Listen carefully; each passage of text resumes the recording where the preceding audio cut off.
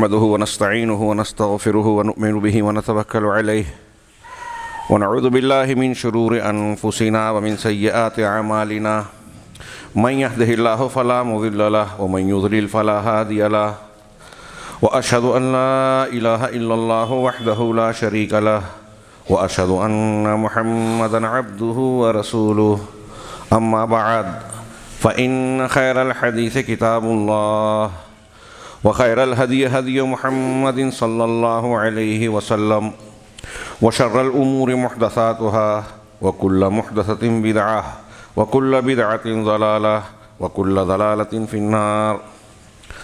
أعوذ بالله من الشيطان الرجيم. بسم الله الرحمن الرحيم.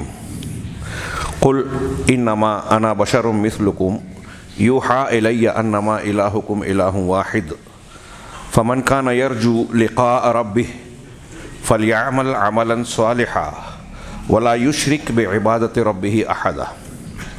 وقال تعالى ولقد بعثنا في كل أمة رسولا أن اعبدوا الله واجتنبوا الطاغوت. وقال تعالى ولقد أوحي إليك وإلى الذين من قبلك لئن أشركت ليحبطن عملك ولتكونن من الخاسرين بل الله فاعبد وكن من الشاكرين. محترم بزرگوں اور بھائیوں، مجھے خطبہ جمعہ کے لیے جو عنوان دیا گیا وہ ہے شرک اور بدعات، لیکن ایک خطبے میں محدود وقت میں ان میں سے صرف ایک چیز سے متعلق یعنی شرک سے متعلق کچھ باتیں عرض کر پاؤں گا. اللہ تبارک و تعالیٰ اخلاص اور برکت عطا فرمائے اور ہمارے لیے یہ باتیں مفید بنائے. شرک بھی دراصل اگر غور سے دیکھا جائے تو بدعت کی جتنی بھی قسمیں ہیں ان میں سب سے زیادہ بری، شنیع اور قبیح وہ بدعات ہیں جو البدع الشرکیہ یا البدع المکفرہ کہلاتی ہیں. وہ بدعات جو شرک پر مشتمل ہوں، وہ بدعات جو بندے کو کافر بنا دے، مکفرہ. تو شرک بھی دراصل جتنے بھی شرک ہیں وہ بدعات ہی کا حصہ ہیں. لہٰذا ایک طریقے سے شرک سے متعلق جو بھی گفتگو ہوگی وہ بدعت پہ شامل ہے اور بدعت سے متعلق الگ سے انشاءاللہ گفتگو ہوگی. محترم حاضرین، مسند احمد میں صحابی رسول نوفل کے والد فروا بن نوفل رضی اللہ عنہما یہ اپنے والد سے روایت کرتے ہیں، اور اس روایت کے اخیر میں وہ اللہ کے نبی صلی اللہ علیہ وسلم سے سوال کرتے ہیں تعلمونی ما اقول عند منامی. اللہ کے رسول صلی اللہ علیہ وسلم نے آپ کے پاس آنے کا سبب پوچھا تو آپ نے کہا کہ میں اس لیے آیا ہوں کہ آپ مجھے بتائیں کہ میں اپنے سونے کے وقت کیا کہوں، کون سی دعا پڑھوں، کیا کہوں.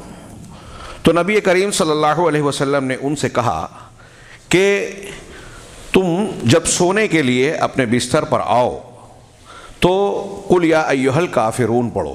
قل یا ایھا الکافرون لا اعبد ما تعبدون ولا انتم عابدون ما اعبد، پوری سورہ یہ سورہ پڑھو، اور اس کو پڑھنے کے بعد سو جاؤ تاکہ یہ تمہارا آخری عمل اور خاتمے کا عمل ہو. دن بھر کی کارگزاری کے بعد جب سونے جا رہے ہو تو یہ آخری عمل ہو. اس کی وجہ بتائی فَإِنَّهَا بَرَاءَةٌ مِّنَ الشِّرْكِ، اس لیے کہ یہ کہہ کر تم جب سو رہے ہو تو یہ شرک سے براءت اور شرک سے اپنے آپ کو صاف ستھرا بنا کر اللہ کے جناب میں پیش کرنا ہے. یہ روایت مسند احمد کی ہے جسے علامہ البانی رحمہ اللہ نے صحیح الترغیب میں صحیح کہا ہے کہ یہ حدیث صحیح ہے. جناب محمد رسول اللہ صلی اللہ علیہ وسلم نے سونے کے وقت بندے کو یہ حکم دیا یا یہ تعلیم دی کہ قل یا ایھا الکافرون کہے، اور وجہ کیا بتائی کہ اس کو پڑھ لینے کے بعد اگر ایک آدمی اسے پڑھتا ہے، اسے سمجھتا ہے، پڑھنے کے ساتھ ساتھ سمجھے، اور اگر اس کے تقاضے پر عمل بھی کر رہا ہے تو ظاہراً اور باطناً وہ شرک سے صاف ہو گیا. اسی لیے شیخ عبدالرزاق نے اس کی شرح کرتے ہوئے یہ بیان کیا کہ بعض سلف یہ کہتے ہیں کہ اس سورے کا ایک نام مشقشقہ ہے. ہاں قشقشہ کہتے ہیں، قشقشہ فلان اے اذا برئ من المرض، بیماری سے جب آدمی ٹھیک ہو جائے تو اس کو کہتے ہیں عربی میں قشقشہ فلان. تو یہ سورہ مقشقشہ ہے، یعنی انسان کو شرک کی بیماری سے پاک اور صاف کر دینے والی. جناب محمد رسول اللہ صلی اللہ علیہ وسلم نے سونے کے وقت اسے بتایا. ساتھ ہی ساتھ اس سورت کے ساتھ اللہ کے نبی صلی اللہ علیہ وسلم سورۃ الاخلاص قل هو اللہ احد، آپ دیکھیں کہ سونے کے وقت یہ بھی پڑھا رہے ہیں، پڑھنے کی تعلیم موجود ہے قل هو اللہ احد. اور مغرب کی نماز، فجر کی نماز کی جو 2 سنتیں پڑھتے تھے آپ، فجر دین کی شروعات ہو رہی ہے، 2 رکعت سنت پڑھی جا رہی ہے، تو نبی کریم صلی اللہ علیہ وسلم پابندی کے ساتھ فجر کی 2 سنتوں میں قل یا ایھا الکافرون اور قل هو اللہ احد پڑھتے تھے. ان دونوں صورتوں کو سلف کہتے ہیں کہ یہ دونوں صورتیں سورۃ الاخلاص ہیں، اخلاص کی صورتیں ہیں. ایک میں قل یا ایھا الکافرون میں عملی طور سے عمل کا ذکر ہے کہ میں عبادت اس کی نہیں کر سکتا جس کی مشرکین کر رہے ہیں، میں نہیں کروں گا، یعنی عمل میں اللہ کی صرف عبادت کرنے والا ہوں. تو عملی طور سے توحید کا اقرار اور شرک سے براءت کا اظہار ہے. اور قل هو اللہ احد جب کہتا ہے بندہ پڑھتا ہے تو علمی اعتبار سے جتنی بھی توحید کی شکلیں ہو سکتی ہیں اس کا اقرار کر رہا ہے، اس کی تائید کر رہا ہے. تو علم اور عمل دونوں اعتبار سے جب بندہ قل یا ایھا الکافرون اور قل هو اللہ احد پڑھتا ہے تو علم اور عمل دونوں توحید کا اقرار کر رہا ہے، تسلیم کر رہا ہے ظاہراً باطناً، اور شرک سے اپنے آپ کو گویا بری قرار دے رہا ہے. اللہ کے نبی صلی اللہ علیہ وسلم نے کہا کہ کا عمل مستقل تھا کہ فجر کی 2 سنتوں میں ان دو صورتوں کو پڑھتے تھے تاکہ دن کی شروعات اخلاص کے ساتھ ہو، شرک سے بری ہو کر. مغرب کی 2 سنتیں جو آپ پڑھتے تھے اس میں بھی قل یا ایھا الکافرون اور قل هو اللہ احد پڑھتے تھے تاکہ دن کا کہ اعمال کا خاتمہ ہو تو اخلاص کے ساتھ، شرک سے بری ہو کر. سونے کے وقت جب آ رہے ہیں بستر پر تو اس وقت یہ تعلیم دے رہے ہیں. اس سے پہلے وتر کی نماز جو رات کی آخری نماز ہے، اگر 3 رکعت پڑھتے تھے تو دوسری رکعت میں قل یا ایھا الکافرون اور تیسری رکعت میں قل هو اللہ احد، تاکہ دن بھر کے 24 گھنٹے کے دورانیے کا جو آخری عمل ہو اس میں یہ اخلاص کی صورتیں پڑھی جائے اور شرک سے پاکی ہو جائے. سونے کے وقت تاکہ بندہ مسلم جب اپنے سارے عمل کو ختم کر کے آخری میں اللہ تبارک و تعالیٰ کے جناب میں اپنے آپ کو دے رہا ہے، سونے جا رہا ہے، تو اس وقت بھی قل یا ایھا الکافرون اور قل هو اللہ احد دوسری صورتوں اور دوسرے اذکار کے ساتھ ضرور پڑھے. غور کیجئے کہ دن بھر کے دورانیے میں یہ 2 چیزیں میں نے بتائیں. اس کے علاوہ بھی نبی کریم صلی اللہ علیہ وسلم سے صبح اور شام کے اذکار، دن بھر کی دعائیں جو منقول ہیں، ثابت ہیں، ان میں آپ دیکھیں گے کہ توحید کا بیان بار بار ہے، شرک کا انکار بار بار ہے. شرک توحید کی ضد ہے، اس کا اقرار کرنا اور توحید کا انکار کرنا یہ اللہ تبارک و تعالیٰ کی بندگی اور اس کے ساتھ حقیقی عہد و پیمان ہے. بار بار لا الہ الا اللہ وحدہ لا شریک لہ لہ الملک و لہ الحمد وہو علی کل شیء قدیر. کوئی معبود نہیں ہے، معبود برحق نہیں ہے سوائے اللہ کے، وہ اکیلا ہے، اس کا کوئی شریک نہیں، اسی کے لیے ساری تعریف ہے، ساری سلطنت ہے، اور وہ ہر چیز پر قادر ہے. یہ میں نے ترجمہ کیا. اللہ کے نبی صلی اللہ علیہ وسلم نے فرمایا کہ جو شخص اسے 10 مرتبہ پڑھے 1 غلام آزاد کرنے کا اجر ملے گا، ہاں، اور 100 نیکیاں ملے گی، 10 نیکیاں ملے گی، 10 گناہ معاف ہوگا. 100 مرتبہ پڑھے تو 10 غلام، بنو اسماعیل کے 10 غلام آزاد کرنے کا ثواب، 100 نیکیاں، 100 گناہ معاف. اور اس دن، جس دن کوئی بندہ یہ 100 مرتبہ پڑھتا ہے، اس دن شیطان اس کے جسم میں داخل نہیں ہو سکے گا. ہاں، اور کوئی شخص اللہ کے نزدیک اس شخص سے بہتر نہیں ہے جو یہ 100 مرتبہ پڑھ رہا ہے، سوائے اس کے جو اس سے زیادہ پڑھے. کلمہ توحید پڑھ کر شرک رد کر کے بندہ اللہ سے قریب ہو رہا ہے. اگر آپ کو غم ہے، ٹینشن ہے، ہم و غم، اس کی کئی دعائیں حدیثوں میں موجود ہے، جناب محمد رسول اللہ صلی اللہ علیہ وسلم ثابت. آپ بہت ٹینشن میں، پریشانی میں ہیں تو ایک مختصر سی دعا ہے مسند احمد وغیرہ میں، اللہ اللہ ربی لا اشرک بہ شیئا، اللہ میرا رب ہے، میں اس کے ساتھ کسی کو شریک نہیں ٹھہراتا. یہ بار بار کہیں گے آپ تو آپ کا غم دور ہو جائے گا. دیکھیے اس میں کوئی دعا ہے کہ اللہ میرے غم کو دور کر دے، لیکن اللہ کے رسول نے صلی اللہ علیہ وسلم نے بتایا کہ یہ پڑھنے والے سے اللہ غم دور کر دے گا. بخاری وغیرہ کی روایت ہے کہ ہم و غم کی دعا اللہ کے نبی صلی اللہ علیہ وسلم نے بتائی، لا الہ الا اللہ العظیم الحلیم، لا الہ العلیم الحلیم، لا الہ الا اللہ رب العرش العظیم، لا الہ الا اللہ رب السماوات و رب الارض و رب العرش الکریم. تینوں جملوں کا آپ ترجمہ کر دیجئے. اللہ کے سوا کوئی معبود برحق نہیں، تینوں جملے میں ہیں، اور اللہ تعالیٰ کی صفات اور بعض عظمتیں بیان کی گئی ہیں. اس میں کہیں یہ جملہ نہیں ہے کہ اللہ میرے غم کو دور کر دے، میرا ٹینشن دور کر دے، میری پریشانی کو آسان کر دے، کہیں نہیں ہے. لیکن اللہ کے نبی صلی اللہ علیہ وسلم نے فرمایا کہ جو بندہ یہ پڑھے گا اخلاص کے ساتھ، اس کا غم، ٹینشن، الجھن، پریشانی دور ہو جائے گی. کیوں؟ اس لیے کہ توحید انسان کی زندگی کا مقصد ہے. شرک سے بچ کر توحید کو اختیار کرنا. یہ کیوں اتنی فضیلت ہے؟ کیوں جناب محمد رسول اللہ صلی اللہ علیہ وسلم نے یہ حکم دیا کہ آپ فجر کی 2 سنتوں میں بھی، مغرب کی 2 سنتوں میں، وتر میں، سونے کے وقت قل یا ایھا الکافرون، قل ھو اللہ احد پڑھ کر اپنے آپ کو شرک سے بری کریں؟ کیونکہ شرک کی براءت سے براءت کے بغیر اللہ تعالیٰ کے یہاں بندہ قابل قبول ہوتا ہی نہیں. کیوں نہ ہو؟ شرک اس دنیا میں روئے زمین پر اللہ کی جتنی بھی نافرمانی کی جاتی ہے، جتنے بھی گناہ کیے جاتے ہیں، ان تمام گناہوں میں، تمام نافرمانیوں میں، تمام مظالم اور ظلم میں سب سے بڑا ظلم، سب سے بڑا گناہ شرک ہے،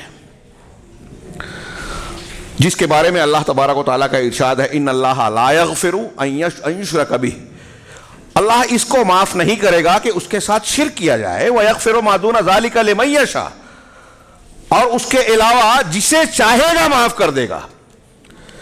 یعنی شرک کے علاوہ دوسرا کوئی بھی گناہ اللہ کے یہاں معاف ہو سکتا ہے، یا تو سزا دینے کے بعد اللہ جہنم سے نکالے، یا ایسے ہی اپنے فضل و کرم سے معاف کر دے. معاف ہو جائے گا اگر ایک بندہ اللہ سے ملاقات اس حالت میں کرتا ہے کہ شرک سے پاک ہو. کتنی بڑی بات ہے. شرک کی مذمت اور برائی کے لیے صرف یہ ایک آیت اگر بندہ ہم اور آپ سمجھ لیں تو سارے کام، ساری چیزوں کو چھوڑ کر سب سے پہلے اپنی زندگی میں جس چیز کو ترجیح دیں گے کہ ہماری زندگی کا سب سے اہم کام یہ ہونا چاہیے کہ ہم شرک کو سمجھیں اور اپنے آپ کو بچائیں، اپنے بال بچوں کو بچائیں. کیونکہ اگر اس سے نہیں بچے تو اللہ کے یہاں اس کی بخشش اور معافی نہیں ہے. آدمی شرک پر مر گیا تو چاہے نبی کا باپ ہو، نبی کا بیٹا ہو، نبی کا بھائی ہو، نبی کی بیوی ہو، نوح علیہ السلام کا بیٹا، ابراہیم علیہ السلام کے باپ، اللہ کے نبی صلی اللہ علیہ وسلم کے والدین، چچا ابو لہب، ابو طالب، چونکہ شرک پر مرے، لیکن اس لیے صاف فیصلہ ہے کہ جہنم سے نہیں نکل پائیں گے. اللہ ان کی بخشش ہی نہیں کرے گا. اور کیوں نہیں کرے گا؟ اس لیے کہ جیسا کہ میں نے کہا، شرک سب سے بڑا گناہ، سب سے عظیم ظلم ہے. ان الشرک لظلم العظیم. حضرت لقمان علیہ السلام نے اپنے بیٹے کو نصیحت اور وصیت کرتے ہوئے، تربیت دیتے ہوئے کہا، یا بنی لا تشرک باللہ ان الشرک لظلم العظیم. بیٹے شرک نہیں کرنا، شرک بہت عظیم اور سب سے بڑا گناہ ہے. کیوں سب سے بڑا گناہ ہے؟ اس لیے کہ شرک کرنے والا انسان اللہ تبارک و تعالیٰ کے حق کو، اللہ تعالیٰ کی عبادت کو، جو اللہ کا حق ہے، دوسروں کی طرف پھیرتا ہے، دوسروں کو وہ حق دیتا ہے. ظلم کسے کہتے ہیں؟ آپ کسی کا حق کسی کو دیں. تو سب سے بڑی ذات کا سب سے بڑا حق جو ہے، اللہ تعالیٰ نے ہم کو پیدا کیا، زندگی دی، نعمتیں دی، گھر دیا، رشتے دیے، کپڑے دیے، کھانا دیا، پانی دیا، سانس لینے کی سہولت اور آرام سے جو ہے سارے اسباب مہیا کیے زندگی کے. سب کچھ دیا اس نے، پوجے کسی اور کو. جو آدمی شرک کرتا ہے وہ اللہ تعالیٰ جو ہر حیثیت سے کامل ہے، کمال مطلق جس کے لیے ہے، کمال مطلق یعنی ساری خوبیوں میں اللہ تبارک و تعالیٰ انتہائی درجے، کوئی کمی نہیں ہے. جیسے اللہ تعالیٰ علیم ہے تو اس کے علم میں بال برابر بھی ماضی، حال، مستقبل، پاسٹ، پریزنٹ اور فیوچر، ان کی کسی چیز، کوئی چیز مخفی نہیں ہے. ہمارے جسم کا ایک بال، ایک رواں، کتنے درخت ہیں دنیا میں، اس میں ایک درخت میں کتنے پتے ہیں، ایک پتے میں کتنے سبزینہ ہیں، ان میں کتنے ریشے اور کتنے بال ہیں. وَأَحْصَىٰ كُلَّ شَيْءٍ عَدَدًا، اللہ نے ہر چیز کو شمار کر کے رکھا ہے، کوئی چیز اس سے مخفی نہیں ہے. کائنات، آسمان اور زمین کی ذرہ برابر چیز بھی اس سے چھپی نہیں ہے. اللہ کا علم کامل ہے. ایک بال برابر چیز بھی اللہ سے چھپی ہوئی اللہ کے علم سے باہر نہیں ہے. اور ایسا نہیں ہے کہ ایک چیز یاد ہے تو دوسری چیز بھول جاتا ہے. وما کان ربک نسیا، تمہارا پروردگار بھولتا نہیں. انسان، ہمارا آپ کا علم پوری دنیا کے انسانوں کے سارے علوم کو اکٹھا کر لیں تو ایک بوند بھی نہیں ہے اللہ کے علم کے سمندر کے سامنے. اللہ کا علم سمندر ہے، یہ بوند بھی نہیں ہے. تو اللہ کا علم کامل ہے اور بندہ ناقص ہے. تو جو شرک کرتا ہے وہ کامل کو ناقص سے ملاتا ہے. بل الذین کفروا بربہم یعدلون، قرآن نے کہا مشرکین سے، کافروں کے بارے میں، کہ یہ کافر لوگ اللہ تعالیٰ کے برابر دوسروں کو بناتے ہیں. کس کو بناتے ہیں؟ وہ ذات جو کامل ہے. کس کو برابر کر رہے ہیں؟ ناقص سے. وہ چاہے انبیاء ہوں، فرشتے ہوں، اولیاء اور صالحین ہوں، سب کے سب اللہ کے بندے ہیں. اللہ حاکم ہے، سب محکوم ہیں. اللہ خالق ہے، سب مخلوق ہیں. اللہ تبارک و تعالیٰ مالک اور آقا ہے، سارے کے سارے اس کے غلام بندے ہیں. اللہ غنی ہے، ساری مخلوق محتاج ہے. یا ایھا الناس، قل یا کیا ہے، قل یا ایھا الناس انتم الفقراء الی اللہ، اے دنیا کے تمام لوگوں، آپ کہیں کہ اے دنیا کے تمام لوگوں تم سب اللہ کے در کے بھکاری ہو، فقیر ہو.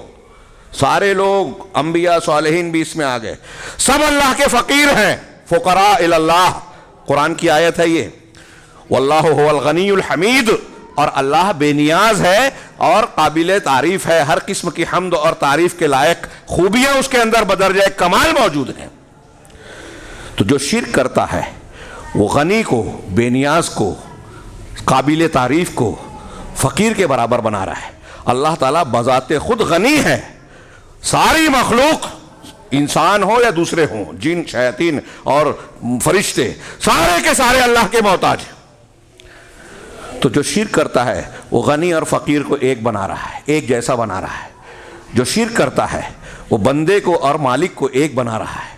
جو شرک کرتا ہے وہ اللہ کی ذات قدیر کو، جو ہر چیز پر قدرت رکھتی ہے، اس کو ملا رہا ہے کس سے؟ جو ہر معاملے میں عاجز ہے، کمزور ہے، دوسروں کی محتاج ہے. اپنے ایک لقمہ کھانا ہم دوسروں کی مدد کے بغیر اپنے منہ تک نہیں لا سکتے. تو شرک اللہ تبارک و تعالیٰ کی الوہیت کی خصوصیات میں، بعض اہل علم نے کہا کہ الوہیت کی خصوصیات یعنی اللہ ہمارا معبود ہے، معبود برحق ہے، عبادت کے لائق ہے. تو اس کے معبود ہونے کی جو خصوصیات ہیں، ان خصوصیات میں بندہ دوسروں کو شامل کرے. اللہ تبارک و تعالیٰ نفع اور نقصان پہنچانے والا ہے، نافع اور ضار ہے. اللہ تبارک و تعالیٰ ہی کسی چیز کو دیتا ہے، کسی چیز کو روکتا ہے. معنی اور معطی ہے، دینے والا اور روکنے والا. اللہم لا مانع لما اعطیت ولا معطی لما منعت، نماز کے بعد کے اذکار میں. جو تو دے دے وہ کوئی روکنے والا نہیں، اور جو تو روک دے کوئی دینے والا نہیں. ہر روز نماز کے بعد ہم کو سکھایا گیا کہ اس کو تازہ کریں، اس توحید کے سبق کو. یہ اللہ کی الوہیت کی خصوصیت ہے. اب اسی کا جب ہم مانتے ہیں کہ نفع نقصان صرف اللہ کے ہاتھ میں ہے، دینے والا روکنے والا صرف اور صرف اللہ ہے، کوئی اور دے نہیں سکتا، ایک دانہ دے نہیں سکتا، ایک دانہ چھین نہیں سکتا. والذین یا کیا ہے تدعون من دونہ ما یملکون من قطمیر، اللہ کے سوا جن کو بھی تم پوچھتے پکارتے ہو، وہ کھجور کی گٹھلی کے چھلکے کے، کھجور کی گٹھلی پر ایک ہلکی سی جھلی دار چھلکا ہوتا ہے، اس چھلکے کے بھی مالک نہیں ہے، اس کا بھی اختیار نہیں رکھتے. جب چھلکا نہیں مالک ہے، ہاں میں اکثر کہا کرتا ہوں کہ ایک چیز میری ہے، میں اس کا مالک ہوں. آپ کسی اور سے اگر مانگیں گے کہ حافظ عبدالتواب صاحب، ابو رضوان صاحب کے جیب میں فلاں چیز ہے، آپ مجھے دے دیجئے، تو کیا کہیں گے؟ سیدھی بات کہیں گے کہ جب وہ میری ہے ہی نہیں تو میں کیسے دے سکتا ہوں. قرآن بار بار کہہ رہا ہے کہ آسمان اور زمین کی سلطنت، ملکیت سب کے سب اللہ کی ہے. جب مالک اللہ ہے تو آپ کو فلاں بابا، فلاں بزرگ، فلاں پیر، فلاں نبی، فلاں شخصیت کیسے دے سکتی ہے؟ اگر اللہ نہ چاہے تو کوئی ایک دانہ، ایک جھلی آپ کو نہیں دے سکتا. اور جب یہ ہم مان لیے کہ دینے والا، لینے والا، روکنے والا، نفع اور نقصان کا پہنچانے والا صرف اور صرف اللہ ہے، تو نتیجہ کیا نکلنا چاہیے اس کا؟ کہ دعا مانگے تو صرف اسی سے. دل کا خوف، جس کو خوف سر اور خوف تعظیم کہتے ہیں، عبادت والا خوف، ڈر، عبادت والا ڈر صرف اللہ سے ہو، یہ توحید ہے. اور ایسا ڈر کسی اور سے ہوگا یہ شرک ہوگا. توکل، بھروسہ صرف اللہ سے. عبادت کی جتنی قسمیں ہیں، امید اور رجا صرف اللہ سے. سجدہ، رکوع، قیام صرف اللہ کے لیے. نذر و نیاز، ذبح، نذر و نیاز منت ماننا عبادت ہے، یہ کسی اور کے لیے کیا شرک ہے. کعبہ کا طواف عبادت ہے، کہیں اور ہے، کسی اور کے لیے کیا شرک ہے. برکت دینے والا اللہ ہے، کسی جھاڑ درخت سے برکت حاصل کرنے کی کوشش کی جو قرآن و حدیث نے نہیں بتایا، شرک ہے. اللہ تعالیٰ نفع نقصان کا مالک ہے. آپ گنڈا تعویذ یا کوئی چیز لٹکا لیتے ہیں گھر کی دیوار پر اور سمجھتے ہیں کہ اس کی وجہ سے جو ہے ہمارے گھر میں بلا مصیبت بیماری نہیں آئے گی، شرک ہے. آپ اللہ کا فیصلہ، اللہ کا حق اسے دے رہے ہیں. نفع نقصان دینے والا ایک طرف کہتے ہیں کہ اللہ ہے، اور پھر آپ گلے میں دھاگا لٹکاتے ہو، ہاتھ میں جو ہے دھاگا پہنتے ہو، کڑا پہنتے ہو، یا کوئی اس قسم کی اور چیز کر رہے ہو جو قرآن حدیث میں نہیں. جو اللہ اور رسول نے بتایا ہے کہ دعا کر سکتے ہو دعا کیجئے، دعا کر سکتے ہو دعا کیجئے. یہ توحید کے خلاف نہیں ہے. اللہ سے مانگنا ہے اس میں، اس عقیدے کے ساتھ کہ دعا اس میں تاثیر دینے والی ذات اللہ کی ہے، جائز ہے. یہ مشرک کی میں قباحت بتا رہا تھا کہ خصائص الوہیت میں اللہ کی الوہیت کی خصوصیات کیا کیا ہیں. اللہ تبارک و تعالیٰ کے کمالات، وہ صمد ہے، وہ غنی ہے، وہ علیم ہے، وہ خبیر ہے، وہ قدیر ہے. اس کی جتنی بھی خوبیاں ہیں، ان خوبیوں میں سے کوئی خوبی کسی دوسرے میں مانی آپ نے اسماء و صفات کی شکل میں، تو آپ مشرک ہیں. اللہ عالم الغیب ہے، علام الغیوب ہے. آپ نے کہا کہ جناب محمد رسول اللہ صلی اللہ علیہ وسلم عالم الغیب ہیں، آپ اللہ کے نبی کو اللہ سے ملا رہے ہیں، شرک کر رہے ہیں. شرک اکبر. اس عقیدے پر جو مر گیا کبھی جہنم سے نہیں نکلے گا. منبر رسول سے پوری ذمہ داری کے ساتھ کہہ رہا ہوں. دعا کرنا عبادت ہے. اگر کوئی قبر والے سے دعا مانگ رہا ہے اولاد دے دے، مشکل کشائی کر دے، فلاں غوث ہے، اللہ کے علاوہ کسی اور کو کہہ رہا ہے، شیخ عبد القادر جیلانی کو کہہ رہا ہے، جناب محمد رسول اللہ صلی اللہ علیہ وسلم کو کہہ رہا ہے، حضرت عیسیٰ کو کہہ رہا ہے، کسی بزرگ اور بابا کو کہہ رہا ہے، وہ ہماری مشکل آسان کریں گے، ہمارے مسائل حل کریں گے، وہ دستگیری کریں گے. مشرک ہے. اس عقیدے پہ مر گیا کبھی جہنم سے نہیں نکلے گا. میں نہیں کہہ رہا ہوں، قرآن حدیث کی دلیلیں کہہ رہی ہے. اور کیوں کہہ رہی ہیں، کیوں شرک اتنا برا ہے، میں وہ بیان کر رہا ہوں کہ شرک کرنے والا انسان اللہ کے کمالات اور اللہ کی خوبیوں میں بندوں کو جو ہر اعتبار سے عاجز ہیں، ناقص ہیں، کمزور ہیں، ان کو ملا رہا ہے، برابر کر رہا ہے. اس سے بڑی گستاخی کیا ہو سکتی ہے؟ آپ اگر ایسا کر رہا ہے کوئی انسان تو شرک کرنے والا اللہ کو گالی دے رہا ہے. اللہ تعالیٰ اولاد دینے والا ہے، آپ کسی کی قبر پہ جا کے مانگ رہے ہو. ہاں قرآن میں پڑھیے، حضرت زکریہ، حضرت ابراہیم علیہ السلام اور دوسرے انبیاء اولاد مانگ رہے ہیں اللہ سے. رب حب لی من لدنک ذریۃ طیبہ، حضرت زکریہ کی دعا سورہ آل عمران میں، حضرت ابراہیم کی دعا سورہ ابراہیم اور دوسری صورتوں میں، رب حب لی من الصالحین، مجھے صالح اور نیک اولاد دے. حضرت ابراہیم علیہ السلام اولاد مانگ رہے ہیں اللہ سے. آپ یہ کہتے ہو کہ فلاں بابا اولاد دے دیں گے؟ ان کا درجہ حضرت ابراہیم کے آس پاس پہنچتا ہے کیا؟ دنیا کا کوئی کتنا بڑا بھی پیر ولی ہو جائے، ہوا میں اڑے، پانی پہ چلے، کرامت کھیلے، کسی نبی کے پیر کی دھول کے برابر نہیں ہو سکتا، کتنا بڑا بھی ولی ہو. نبی اللہ سے مانگ رہے ہیں. حضرت نوح علیہ السلام نے اپنے بیٹے کے لیے کہا کہ اس کے بیچ یہ فنا ہو رہا ہے، اے اللہ، اور وہ موت بہا کر لے گئی، اے اللہ تو نے وعدہ کیا تھا کہ میرے اہل و عیال کو بچا لے گا. اللہ نے ڈانٹا نوح علیہ السلام کو کہ جاہلین میں سے مت بن جاؤ، یہ تمہارے گھر والوں میں سے نہیں ہے. انہ لیس من اہلک انہ عمل غیر صالح، یہ برے عمل والا، شرک والا آدمی ہے، تمہارے گھر والا نہیں ہے. اس کا مطلب یہ کہ اگر ایک توحید پر آدمی ہے، مشرک آدمی ہے، تو وہ ہمارا رشتہ دار نہیں ہے، چاہے خونی رشتہ ہی کیوں نہ، بیٹا ہی کیوں نہ، بیٹا نہیں رہ گیا. یعنی توحید رشتے کے جوڑنے اور کاٹنے کی بنیاد ہے. توحید ہے تو ہمارا بھائی ہے، مشرک ہے تو ہمارا دشمن ہے. مشرک شرک کرنے والا اللہ کا دشمن ہے، رسول کا دشمن ہے، اللہ کا حق بندوں کو دیتا ہے. شرک کرنے والا سب سے بڑا ظلم کرتا ہے. شرک کرنے والا وہ ساری برائیاں کرتا ہے جو شرک کی شاخیں ہیں. شرک سے بڑا کوئی ظلم نہیں ہے. اسی لیے اللہ تبارک و تعالیٰ نے قرآن و حدیث نے شرک کے کیا کیا نقصانات بتائے ہیں. ایک آیت میں نے پڑھی، اسی آیت کا مفہوم دوسری آیت میں ہے. حضرت عیسیٰ علیہ السلام کے بیان کے ضمن میں سورہ مائدہ میں اللہ نے فرمایا اِنَّهُ مَن يُشْرِكْ بِاللَّهِ فَقَدْ حَرَّمَ اللَّهُ عَلَيْهِ الْجَنَّةَ. جو شخص شرک کرتا ہے اللہ کے ساتھ اللہ کے حق میں کسی اور کو شامل کرتا ہے. میں نے جو تفصیلات بیان کی اس میں توحید اور شرک کی تعریف آ گئی. اللہ کی ربوبیت میں، الوہیت میں، اسماء و صفات میں یہ اصطلاحاً کہا جاتا ہے اس کو وحدہ لا شریک ماننا. ربوبیت میں یعنی اللہ جو کام کرتا ہے، الوہیت میں بندے اللہ کے لیے جو کام کرتے ہیں، عبادت ریاضت کے جتنے بھی اعمال ہیں.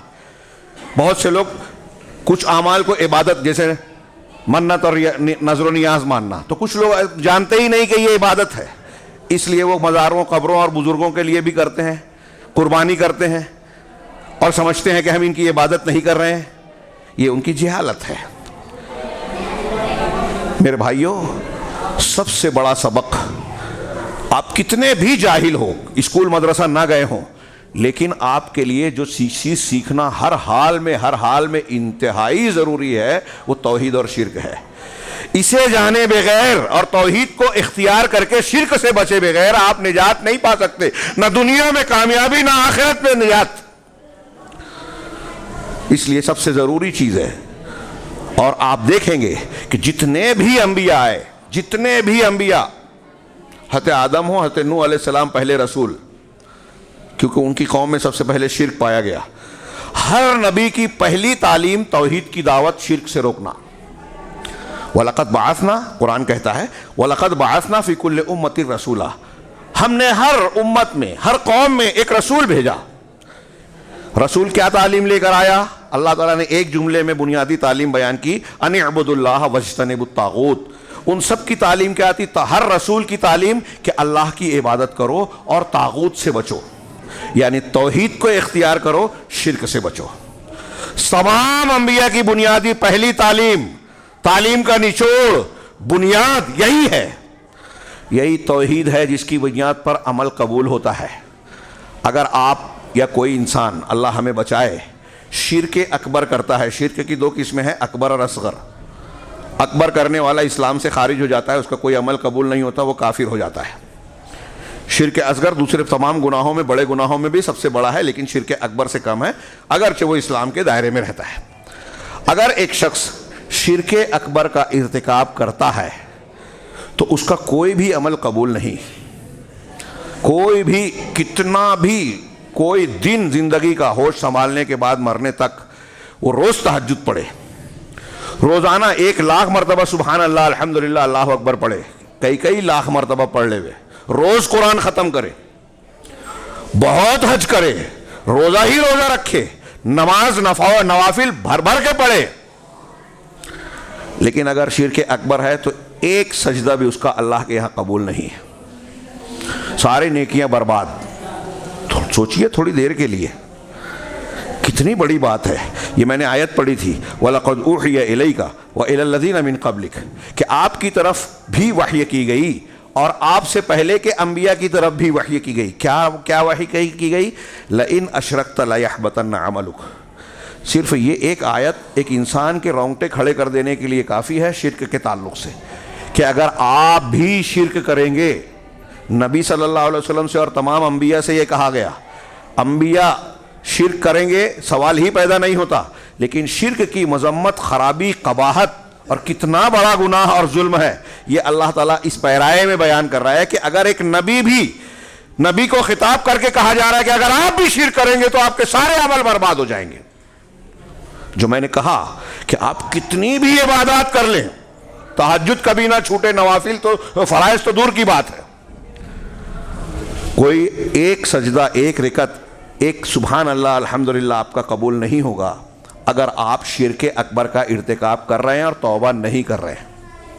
یہ قرآن کہہ رہا ہے، کوئی ایرے غیرہ نتھو خیرہ کوئی مفتی مولوی نہیں کہہ رہا ہے، اللہ رب العالمین فرما رہا ہے۔ اور یہ ایک جگہ نہیں کہا، یہ مضمون اور بھی جگہ ہے۔ یہ ایک توحید پر، شرک پر مرنے والے کی کبھی بخشش نہیں ہوتی، ایک بات بیان کی گئی، میں نے 2 آیتیں پیش کی۔ یہ ایک دوسری بات کہ عمل برباد ہو جاتا ہے، عمل اللہ کے یہاں قبول نہیں ہوتا، یہ دوسری بات ہو گئی۔ تیسری بات جو اسی سے جڑی ہوئی، پہلی بات سے جڑی ہوئی ہے کہ اگر کوئی شخص اللہ تبارک و تعالیٰ سے اس حال میں ملے کہ شرک پر ہے تو کبھی بھی جہنم سے نہیں نکلے گا۔ اس کو کوئی بہانہ نہیں چلے گا، مجھے معلوم نہیں تھا، میں ایسا تھا، میں فلاں کا رشتہ دار ہوں۔ میں نے بتایا حضرت ابراہیم کے باپ کو قیامت کے دن ان کے سامنے جو ہے بجو کی شکل میں گھسیٹ کر جہنم میں ڈالا جائے گا، بخاری کی روایت میں ہے۔ ابراہیم علیہ السلام کے ابو کون ہیں؟ ابو الانبیاء، امام الناس، اللہ نے ان کو امامت کا درجہ دیا، خلیل بنایا، اور نہ جانے کیا کیا درجات دیے۔ وہ حضرت ابراہیم دیکھیے، ان کے باپ جہنمی، کیوں؟ شرک پر مرے۔ نبی کریم صلی اللہ علیہ وسلم نے حضرت ابراہیم علیہ السلام نے کی دعا اللہ تعالیٰ نے قرآن میں نقل کی، تو دعاؤں کے بیچ میں سورہ ابراہیم میں ہے وَجْنُبْنِي وَبَنِيَّ أَن نَعْبُدَ الْأَصْنَامَ۔ اللہ اکبر۔ سید الموحدین، توحید کو اختیار کرنے والوں کے سردار حضرت ابراہیم کا کردار ہر سال ہم دہراتے ہیں عید الاضحیٰ اور حج کے موقع پر۔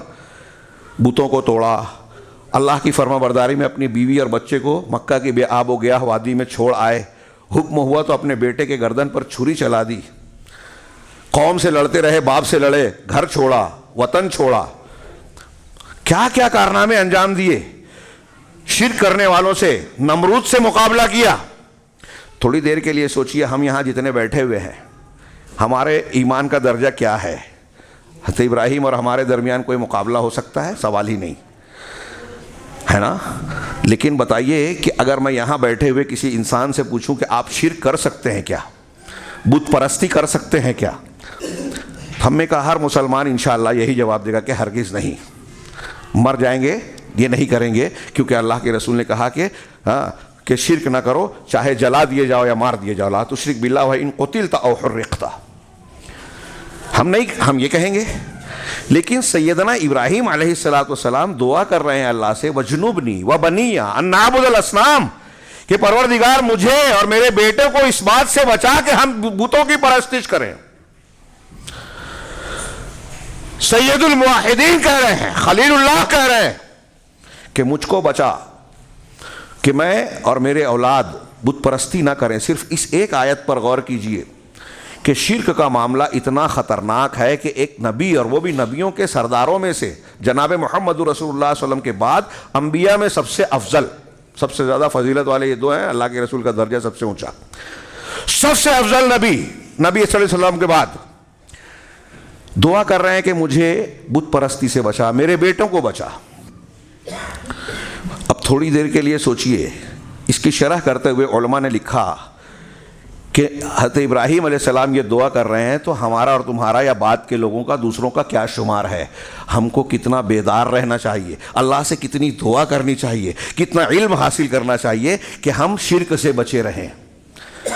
رب انہن اضللن کثیرا من الناس، حضرت ابراہیم نے آگے اپنی دعا میں کہا کہ پروردگار ان بتوں نے بہت سارے لوگوں کو گمراہ کر دیا۔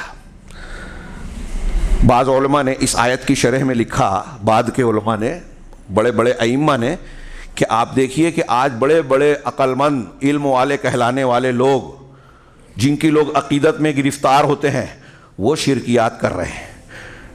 فتح المجید میں انہوں نے کچھ اقتباسات نقل کی اور کہا کہ آپ شعرانی کی اور دباغ کی کتابیں اٹھا کے دیکھیے جو ہمارے یہاں صوفیوں کی ہے، تو آپ کو ان مسلمان کہلانے والوں میں ایسا ایسا شرک ملے گا، ایسا ایسا شرک جو یہود اور نصارہ اور مشرکین مکہ میں نہیں تھا۔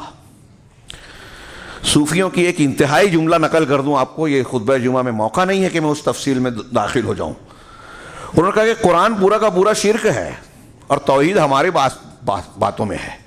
کون سی؟ وحدت الوجود والی، کہ پوری کائنات میں صرف اللہ ہی اللہ ہے، یہ سب سے بڑا شرک ہے، یاد رکھیے گا۔ ہندوؤں کا عقیدہ ہے جو ہمارے یہاں صوفی لوگ بیان کرتے ہیں۔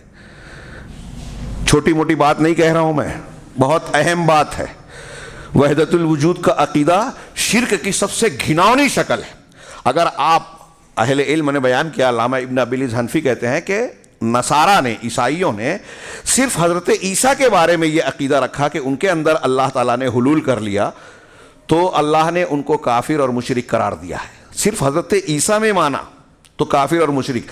یہ حلولی، وحدت الوجودی، صوفی یہ تو کہتے ہیں کہ دنیا کی ہر چیز میں، انسان ہی نہیں، جانوروں میں، پرندوں میں، چرندوں میں، یہاں تک کہ کتے، بلی، سور میں بھی اللہ تعالیٰ ہے۔ نعوذ باللہ من ذالک۔ اس سے بڑا شرک ہو ہی نہیں سکتا، اللہ کی گستاخی ہو نہیں سکتی۔ ہر چیز کو اللہ بنا دیا اور کہتے ہیں قرآن میں شرک ہے۔ تو یہی کہہ رہے ہیں، حضرت ابراہیم کی دعا کی اہمیت کا اندازہ لگائیے۔ آج ہمارے یہاں بہت بڑے بڑے بزرگان ہیں جو شرک کر رہے ہیں، شرکیہ عقیدے کو اختیار کیے ہوئے اپنے مریدوں، اپنے شاگردوں کو شرک سکھا رہے ہیں، اور ساتھ میں پھر کچھ شیطان ان کو فریب میں مبتلا کرتا ہے، کچھ فضائل پہ، نوافل پہ ایسا عمل اور محنت کرتے ہیں کہ ان کو محسوس ہوتا ہے کہ ہم نے اپنے کندھے پر جنت اٹھا رکھی ہے۔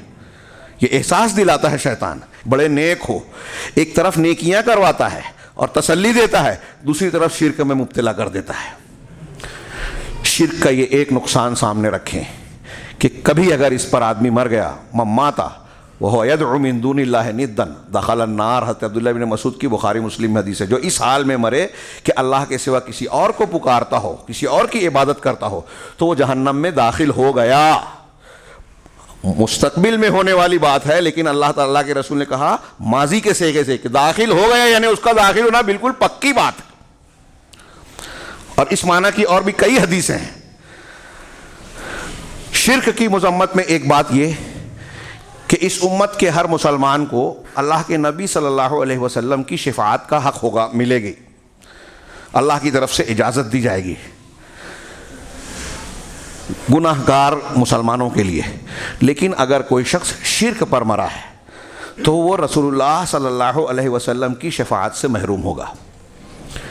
صحیح مسلم کی کتاب الایمان میں حدیث ہے کہ اللہ کے رسول صلی اللہ علیہ وسلم نے فرمایا لکل نبی دعوت مستجابہ، ہر نبی کی قبول کی جانے والی دعوت دعا ہے، ایک دعا ہے، ہر نبی کی ایک ایسی دعا جو اللہ نے ان کو اسپیشلی دی کہ تمہاری یہ دعا قبول کی جائے گی۔ فتعجل کل نبی دعوتہ، ہر نبی نے اپنی دعا کو مانگنے میں جلدی کی، انہیں دنیا میں مانگ لی۔ وانی اختبأت دعوتی، لیکن میں نے اپنی دعا کو، رسول اللہ صلی اللہ علیہ وسلم نے فرمایا، دیکھیے ہمارے اور آپ پر کتنی شفقت اور مہربانی ہے اللہ کے رسول کی، میں نے اپنی دعا کو روک لیا، کس لیے؟ شفاعۃ لامتی یوم القیامہ، تاکہ قیامت کے دن اپنی امت کی سفارش کروں گا۔ یہ دعا میں نے اپنے لیے نہیں مانگی دنیا میں، روک لیا کہ قیامت کے دن امت کے لیے مانگوں گا۔ اب آخری جملہ جو ہے وہ قابل غور ہے، اور یہ دوسری حدیث میں بخاری میں حضرت ابو ہریرہ سے بھی مروی ہے دوسرے الفاظ میں۔ اللہ کے رسول نے آخری فرمایا کہ چنانچہ یہ میری سفارش، شفاعت قیامت کے دن میری امت کے ہر اس شخص کو ملے گی جس نے اللہ کے ساتھ شرک نہ کیا ہو، جس نے اللہ کے ساتھ شرک نہ کیا ہو۔ بتائیے، اگر اس کا مطلب یہ ہوا کہ اگر شرک کرے گا تو اللہ کے رسول کی شفاعت نہیں ملے گی، یہ ایک نقصان میں نے چوتھا پانچواں بیان کیا۔ ایک ایک نقصان ایسا ہے کہ ہم میں کا کوئی شخص اگر اس نقصان کو جان جائے تو اس کے بعد اسے اس کے کان کھڑے ہو جانا چاہیے، شرک سے چوکنا ہو جانا چاہیے کہ سب سے زیادہ جس چیز سے ہم کو ڈرنا چاہیے، کوئی بیماری، کورونا، ایڈز، کینسر، اس سے نہیں، اس سے ڈر ہے تو بہت معمولی سا، سب سے زیادہ ڈرنے کی چیز جو ہے وہ شرک ہے۔ یہ جتنا مہلک ہے کوئی اور نہیں ہے، یہ ہمیشہ کے عذاب کا سبب ہے، یہ دنیا اور آخرت میں نہ کہ جنت اور جہنم کے حصول کی بنیاد یہی توحید اور شرک۔ اللہ تعالیٰ نے دنیا کو پیدا کیا ہے توحید کے لیے، کوئی شخص شرک کرتا ہے تو اللہ کے دنیا بنانے کے مقصد کے خلاف ورزی کر رہا ہے، جس لیے اللہ نے پیدا کیا اس کے الٹا جا رہا ہے۔ مقصد حیات کی مخالفت ہے شرک کرنا۔ آپ یہ بھی غور کیجئے کہ حضرت ابراہیم کا میں نے ذکر کیا، نوح علیہ السلام کا ذکر کیا، نبی کریم صلی اللہ علیہ وسلم نے اپنے چچا ابو طالب کے وقت زیادہ ہو گیا، میں نے دیکھا نہیں، گھڑی آگے تیزی سے بڑھ رہی ہے، اس لیے عربی متن نہ بیان کر کے خلاصہ بیان کروں اپنے الفاظ میں، کہ آخری وقت میں اللہ کے رسول ابو اپنے چچا کے پاس آئے جو بڑی مدد کیا کرتے تھے، اور کہا کہ چچا جان لا الہ الا اللہ والا کلمہ پڑھ لے جس کے ذریعے میں اللہ کے سامنے آپ کے لیے حجت پیش کر سکوں. یہ بخاری مسلم کی حدیث ہے. حضرت سعید بن مسیب کے والد صحابی ہیں, وہ روایت کرتے ہیں. میں حجت, اس کا مطلب یہ کہ اگر ایک آدمی نے لا الہ الا اللہ نہیں کہا ہے تو نبی بھی اس کے لیے حجت پیش نہیں کر سکتے. تو وہاں ابو جہل اور صفوان وغیرہ موجود تھے, مکہ کے 2 سردار مشرک. تو کہا کیا تم اپنے باپ دادا عبد المطلب کے اپنے باپ کے دین سے پھر جاؤ گے؟ نبی کریم صلی اللہ علیہ وسلم نے پھر سے کہا کلمہ پڑھ لو, لا الہ الا اللہ پڑھ لو. انہوں نے پھر سے کہا اپنے باپ کا دین چھوڑ دو گے؟ آخر میں ابو طالب نے یہی کہا کہ نہیں, میں اپنے باپ دادا کا دین نہیں چھوڑ سکتا. انہیں آر محسوس ہوا, صحیح مسلم کی ایک حدیث میں ہے, آر محسوس ہوا کہ اگر میں کلمہ پڑھ لوں گا تو لوگ کہیں گے کہ باپ دادا کا دین چھوڑ دیا. اس لیے شرک اور کفر پر مر گئے. اللہ کے نبی صلی اللہ علیہ وسلم نے فرمایا, اللہ کے نبی صلی اللہ علیہ وسلم نے فرمایا کہ میں ان کے لیے دعا کروں گا. قرآن کی آیت آئی کہ کیا ہے, ما کان للنبی والذین آمنوا ان یستغفروا للمشرکین. ہاں, ما کان للنبی والذین آمنوا, نبی کے لیے اور ایمان والوں کے لیے جائز نہیں ہے کہ مشرکین کے لیے دعا کریں, مغفرت کی دعا کریں. ولو کانوا اولی قربا, چاہے وہ قریبی رشتہ دار ہی کیوں نہ ہو. من بعد ما تبین لهم انہم اصحاب الجحیم, یہ ظاہر ہو جانے کے بعد کہ وہ جہنمی ہیں. کتنی بڑی بات ہے بتائیے. اور آپ یہاں اس حدیث میں بہت سی باتیں ہیں, مسائل ہیں. سب سے موٹی بات جو میں بیان کرنا چاہتا ہوں وہ دماغ میں رکھیے کہ سوچئے کہ نبی صلی اللہ علیہ وسلم اپنے چچا جو شرک پر مرے ان کے لیے دعا کرنے کا ارادہ کیا تو اللہ تعالیٰ نے اس لیے منع کر دیا کہ آپ ان کے لیے دعا نہیں کر سکتے کہ وہ کفر اور شرک پر مرے. شرک پر مرنے والے انسان کے لیے نبی سید المرسلین دنیا میں دعا نہیں کر سکتے تو آخرت میں سفارش کیا کریں گے؟ غور کیجئے, کتنی بڑی بات ہے اور یہ کتنا اہم. بخاری کی ایک حدیث اور بیان کر دوں. حضرت انس بن مالک کہتے ہیں کہ جہنم کے سب سے ہلکے عذاب والے انسان سے, ایک تو وہ ہے ہلکے عذاب والا, ابو طالب کو آگ کی جوتیاں پہنائی جائے گی جس سے ان کے دماغ کی ہڈی جو ہے کھولے گی, موت نہیں آئے گی, وہ سمجھیں گے کہ مجھے سب سے سخت عذاب دیا جا رہا ہے حالانکہ سب سے ہلکا عذاب ہوگا. یہ دوسری روایت ہے بخاری کی کہ ہلکے عذاب والے سے اللہ تعالیٰ پوچھے گا کہ کیا تو یہ پسند کرتا ہے کہ دنیا میں جتنی کچھ ہے, دنیا پوری دنیا جس سے تو آیا ہے وہ پوری دنیا کا مالک تو اکیلا بن جائے؟ ہاں, تو کیا پوری دنیا دے کر, فدیے میں دے کر, بدلے میں دے کر تو یہ چاہے گا کہ بھائی یہ دنیا پوری دے دوں اور اپنے آپ کو اس عذاب سے بچا لوں؟ اللہ کہے گا ہاں اللہ تعالیٰ, پوری دنیا دے کر میں اپنے آپ کو جہنم سے بچانا چاہوں گا. اللہ تعالیٰ کہے گا کہ تو جھوٹا ہے, میں نے تجھ سے اس سے بہت ہلکی چیز کا مطالبہ کیا تھا جب تجھ کو دنیا میں پیدا کیا, جبکہ تو آدم کی پیٹھ میں تھا اسی وقت تجھ سے یہ عہد و پیمان لے لیا تھا کہ تو میرے ساتھ شرک نہیں کرنا, لیکن تو نے نہیں مانا, شرک ضرور کیا, لہذا اب تجھے موقع نہیں ملے گا. قیامت کے دن شرک کرنے والا یہ کہے گا جہنم میں جا کر کہ دنیا میں جانے کے بعد پوری دنیا, آج ہم کو اگر 2-4 لاکھ کروڑ 2 کروڑ کی پراپرٹی مل جائے اور کوئی کہے کہ یہ خرچہ کر دو تو ہم اللہ کی جنت کے لیے اور جہنم سے بچاؤ کے لیے خرچہ کرنے کے لیے تیار نہیں ہے. لیکن جہنمی کہے گا پوری دنیا کا مالک بن جاؤ, پوری دنیا دے دوں گا اور جہنم کی آگ سے بچنا چاہوں گا, موقع نہیں ملے گا. اللہ تعالیٰ کہے گا کہ صرف ایک مطالبہ بندوں سے کیا, جو حضرت معاذ بن جبل کی روایت میں بھی ہے, اللہ کا حق بندوں پر کیا ہے اور بندوں کا حق اللہ پر. اللہ کا حق بندوں پر یہ ہے کہ اس کے ساتھ کسی کو شریک نہ کریں, اور جب یہ حق اللہ کا ادا کر دے تو اللہ بندوں کے لیے اللہ نے اپنے اوپر یہ حق مقرر کیا ہے. اللہ پر کوئی چیز واجب نہیں ہوتی, اللہ نے یہ مقرر کر رکھا ہے کہ جو بندہ شرک نہیں کرے گا اسے میں ضرور جنت دوں گا, اسے ضرور نجات دوں گا, چاہے اول دوں یا بعد میں دوں گا ضرور. اگر کوئی بندہ زمین اور آسمان پوری زمین بھر کر گناہ لے کر اللہ سے ملاقات کرے گا لیکن شرک نہ کیا ہو تو اللہ زمین بھر کے مغفرت کے ساتھ ملے گا. یہ حدیث قدسی میں یہ مضمون موجود ہے مسند احمد کی. یہ میں شرک کے نقصانات پر جو روشنی ڈال رہا ہوں, اور افسوس کی بات یہ ہے کہ میں نے اچانک جب گھڑی دیکھی تو وقت زائد ہو گیا.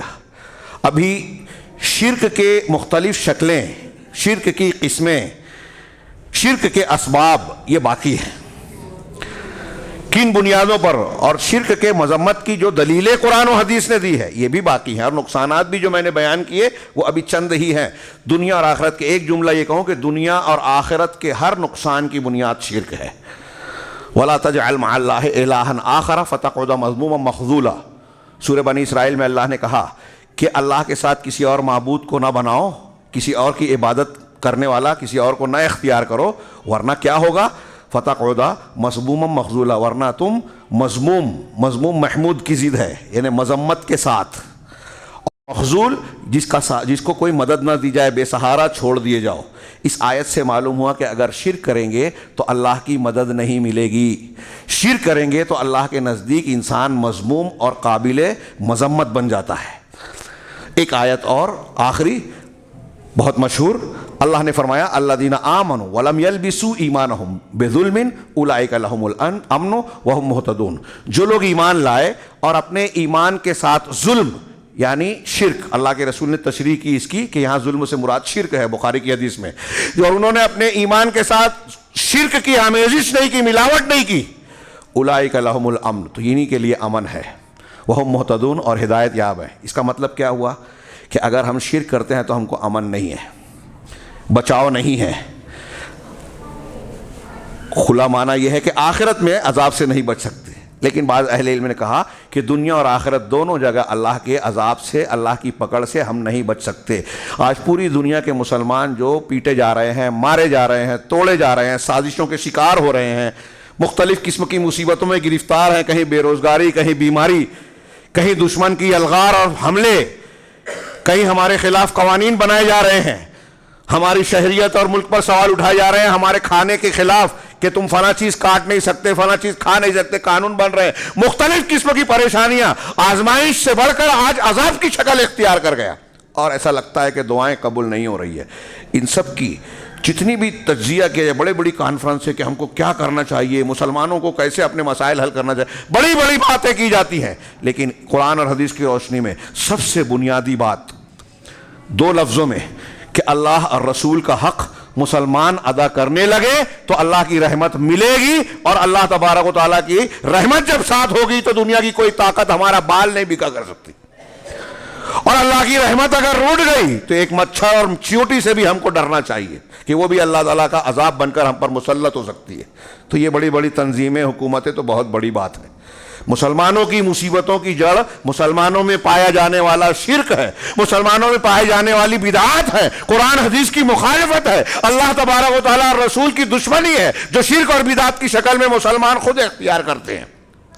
اگر آپ شرک کر رہے ہیں، اگر آپ بدعات کر رہے ہیں تو اللہ اور رسول کے دشمن ہیں، اللہ کی شریعت کے سامنے شریعت بنا رہے ہیں، اللہ نے جو کہا ہے وہ نہیں مان رہے ہیں، پیغمبروں نے جو دعوت دی وہ نہیں مان رہے ہیں۔ اور پھر دیکھیے کہ اس سبق کو اتنا زیادہ غیر اہم ہمارے ہندوستان پاکستان میں توحید پر کام اور محنت نہیں ہوتی، فضائل پر ہوتی ہے، حکومت قائم کرنے پر ہوتی ہے، دوسری چیزوں پر ہوتی ہے، جبکہ سارے انبیاء، سارے صحابہ سب سے زیادہ جس چیز پر زور دیتے ہیں، پوری زندگی زور دیا، وہ توحید ہے۔ لہذا صحیح دعوت کا طریقہ یہ ہے کہ توحید پر مرکوز کیا جائے، اپنے بچوں کو سب سے پہلے لا الہ الا اللہ سکھایا جائے۔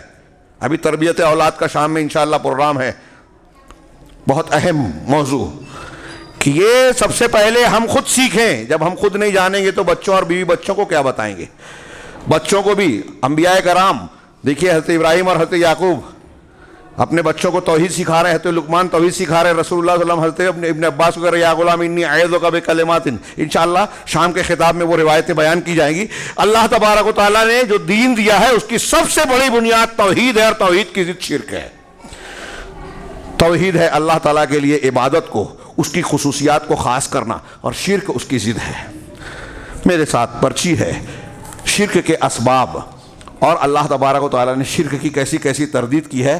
یہ موضوع باقی ہے لیکن وقت کافی زیادہ ہو گیا ہے، انشاءاللہ کسی اگلے خطاب میں، اگلے موقع پر جو ہے اس سے متعلق کچھ باتیں اور عرض کی جائیں گی۔ اور یہ موضوع بہت ہی اہم بھی ہے، جتنا اہم ہے اتنا پھیلا ہوا بھی ہے، اور میں خاص طور سے یہ عرض کرنا چاہتا ہوں کہ اس موضوع کو نہ سمجھنے کی وجہ سے آج مسلمانوں میں، کافروں کی بات چھوڑیے، ہمارے مسلمان بھائی بہت سارے فرقوں اور مسلکوں میں بٹے ہوئے توحید اور شرک کی اس سب سے بڑی بنیاد اور دین کی مرکزی چیز کو نہیں سمجھتے۔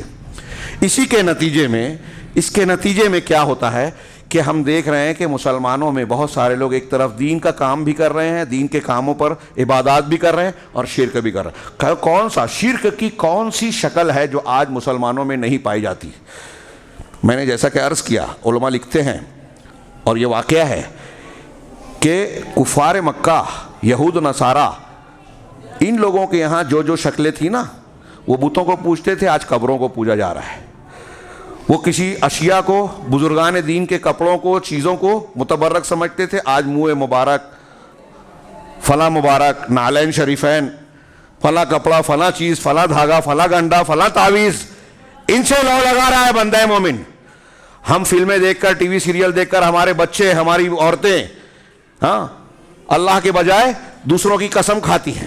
یہ بھی اللہ کے حقوق میں اللہ کی تعظیم کرنا، اس کی عظمت اور جلال کو سمجھنا، اس کی کبریائی کو ماننا، اور جیسی اللہ کی عظمت و جلال ہے ویسا کسی اور کو نہ دینا، یہ توحید ہے۔ اور وہ عظمت و جلال اور بڑائی کسی اور کو دینا، یہ شرک ہے۔ ہماری زبانوں میں بہت سارے کلمات ہم بولتے ہیں جس میں شرک موجود ہے، ہمارے دل میں عقیدے موجود ہیں، ہمارے اعمال میں بہت ساری چیزیں ہیں۔ ہم لوگ مذاق مذاق میں بولتے ہیں ارے فلاں آیا تو لائٹ چلی گئی، منحوس ہے۔ اس کے آنے سے آپ کی تقدیر بدل گئی، عمل بدل گیا۔ ہمارے یہاں خواتین کہتی ہیں کہ جب سے فلاں بہو ہمارے گھر میں آئی ہے، گھر میں برائی ہو رہا ہے، میت ہو گئی، بیمار ہو گئے، خرچہ ہو رہا ہے۔ کچھ لوگ اس بات پر بیویوں کو، لڑکیوں کو، بہوؤں کو کوستے ہیں کہ صرف بیٹی بیٹی پیدا ہو رہی ہے۔ یہ اس کا معاملہ ہے۔